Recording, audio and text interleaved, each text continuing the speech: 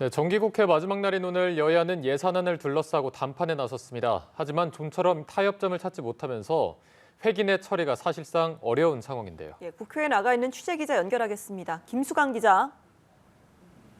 네, 국회입니다. 여야 양당 원내대표는 오늘 오전 여야정 협의에 이어 김진표 국회의장 주재로 협상을 이어갔으나 의견 차이를 좁히지 못했습니다.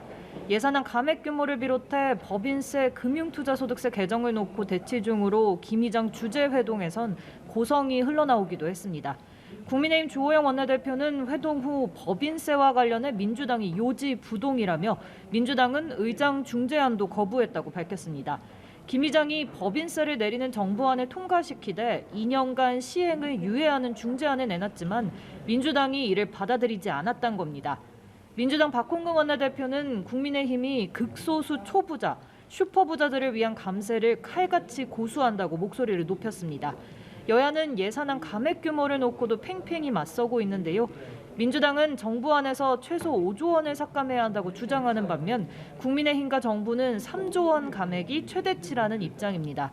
당초 오후 2시로 예정됐던 본회의 시간이 확정되지 않은 가운데 여야가 극적으로 합의에 다다를 수 있을지 관심을 모았는데요.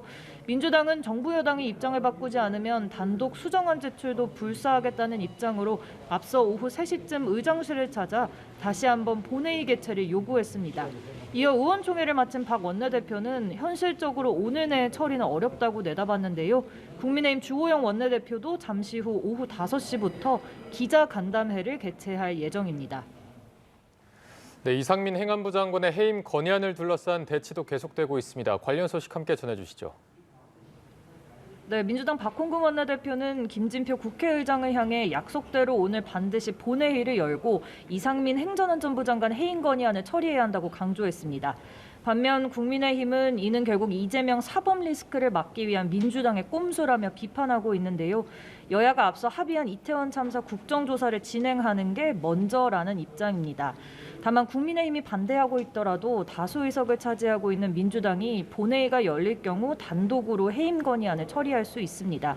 일단 오늘 본회의 개최가 어려운 만큼 해임 건의안 처리 여부는 주말 임시국회로 넘어갈 것으로 보입니다.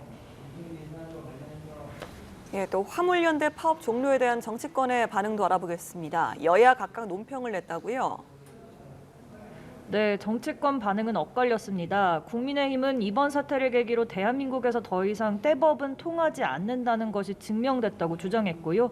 반면 민주당은 국민의 불평과 경제 위기를 고려해 내린 대승적 결단이자 양보라며 안전운임제 3년 연장은 정부가 국민 앞에 한 약속으로 이를 이행해야 할 시간이라고 강조했습니다. 앞서 국회 국토위 소속 민주당 의원들은 오늘 단독으로 소위와 전체 회의를 열고 안전운임제 일몰기한을 3년 연장하는 안을 의결했는데요. 다만 국민의힘이 이에 반대하고 있어 향후 법사위 통과가 가능할지는 미지수입니다. 지금까지 국회에서 전해드렸습니다.